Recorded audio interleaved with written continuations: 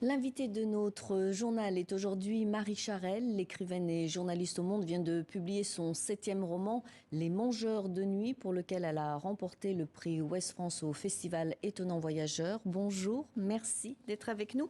Dans votre roman, vous parlez d'une page de l'histoire du Canada souvent méconnue, l'arrivée sur le sol canadien dans les années 20 d'exilées japonaises venues épouser des émigrés japonais qu'elles ne connaissaient pas. Votre héroïne, Anna, est une Nisei, une fille d'immigrés japonais. Alors pourquoi avez-vous eu envie de parler de ces événements tragiques de l'histoire du Canada? J'y suis arrivée d'abord par le lieu, par cette forêt de Colombie-Britannique où je voulais que l'intrigue se passe. Et très très vite, en faisant les recherches, je me suis rappelé qu'il y avait cette histoire qu'on connaît un peu ici du côté américain, côté états-unien, mais qui a aussi lieu au Canada, cette immigration japonaise. Et voilà, sachant qu'elle avait aussi eu lieu là, je ne pouvais pas ne pas en parler et en faire un élément de l'intrigue. Alors, l'autre personnage de votre roman, c'est Jack. Alors lui, c'est un quick walker. Il veille sur la forêt et les saumons. Alors, si Anna est élevée à travers les légendes japonaises, lui, c'est à travers les légendes autochtones. C'est le conte, finalement, qui les réunit spirituellement.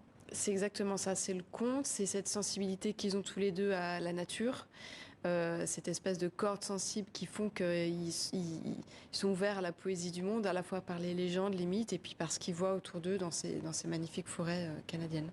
Alors, a priori, à première vue, ils n'ont rien en commun. Puis, on découvre finalement qu'ils ont des quêtes similaires. Tous les deux sont des déracinés. C'est ça, ils ont des blessures, en fait, c'est deux blessés quelque part qui se reconnaissent, ils sont assez misanthropes aussi, assez méfiants de l'autre de par ses blessures, et puis et malgré tout des êtres sensibles, ce qui font qu'au-delà des différences de leur histoire, ils se reconnaissent comme des amis. Alors, est-ce que vous pouvez nous raconter un petit peu cette histoire des exilés japonaises? Oui, c'était une immigration de travailleurs à la fin du 19e siècle, essentiellement des hommes qui venaient aux États-Unis et au Canada sur la côte pour travailler. Et puis à un moment, des femmes les ont rejoints, ce qu'on appelait les picture brides, parce que ces couples se formaient par échange de photos.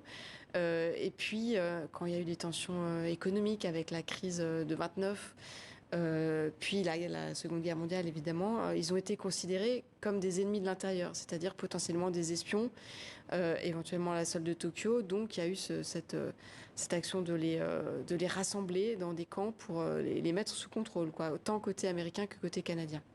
Alors, vous l'avez dit au début de l'interview, hein, l'histoire se passe dans une forêt. Il y a des arbres, des oiseaux, des ours, des saumons, le torrent. La nature tient donc un rôle central dans votre livre. Alors, pourquoi camper finalement cette histoire dans une forêt? Est-ce que la nature est un remède à la souffrance, en tous les cas pour vos deux personnages?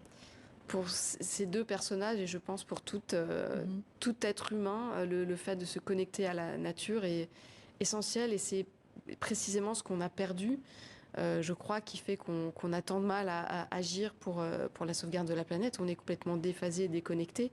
On n'est pas assez ému, suffisamment ému pour qu'il y ait une action collective pour ça. C'est ce que j'avais envie de transmettre dans ce roman, de dire voilà, euh, cette connexion au vivant qui, dans l'idéal, on devrait tous avoir encore et qu'on a perdu, que eux ont en commun. Vraiment, ils sont une chaîne du vivant et ils le sentent, ils le vivent tel quel.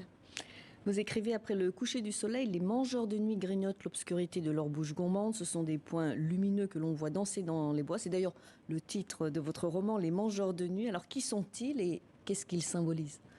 Ah là, ce sont des lucioles, et c'est lorsque Kuma accueille son épouse, il est désargenté, il n'a pas grand-chose à lui offrir, sauf la beauté du ciel et des étoiles et de ces lucioles, voilà, qui lui offrent sa poésie. Elle est malheureusement pas très sensible à ça, mais il fait de son mieux.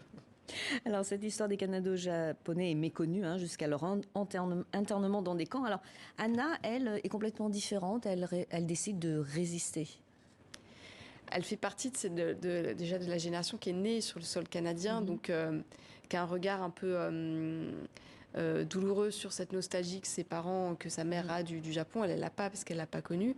Et puis, comme beaucoup de ces Japonais de la deuxième génération, elle se considère comme canadienne. Donc il y a aussi cette révolte, cette colère par rapport à ce statut de sous-citoyen réservé aux siens. Oui, parce qu'elle est victime de discrimination, de racisme, d'insultes à l'école, on le voit bien, alors qu'elle est canadienne. Oui. Exactement, il y avait ces bouffées de racisme régulières au début du XXe siècle. Il y avait eu des émeutes en 1907 à Vancouver, ces tensions, comme je disais, pendant la crise des années 30, forcément, où les étrangers sont pris pour cible, et puis cet internement quand même assez violent, ce déracinement de tous ces ces Canadiens d'origine japonaise.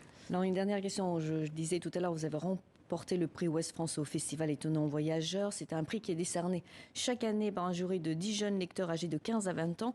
Qu'est-ce qui les a séduits d'après vous? C'est les fresques historiques avec un mélange de légendes?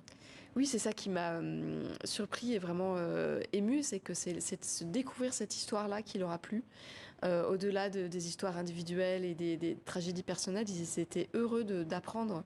Et je crois que c'est ce qui est fort avec les romans, que j'aime aussi en tant que lectrice, c'est de découvrir des pans d'histoire qu'on ne connaît pas ou qu'on ne serait pas allé chercher soi-même dans des livres d'histoire. Je crois que c'est une des forces du roman. À travers deux personnages qui sont vraiment très attachants. Merci beaucoup Marie Charelle pour cet entretien. Je rappelle que vous êtes l'autrice de ce très beau livre, Les Mangeurs de nuit, publié aux éditions de l'Observatoire. Merci.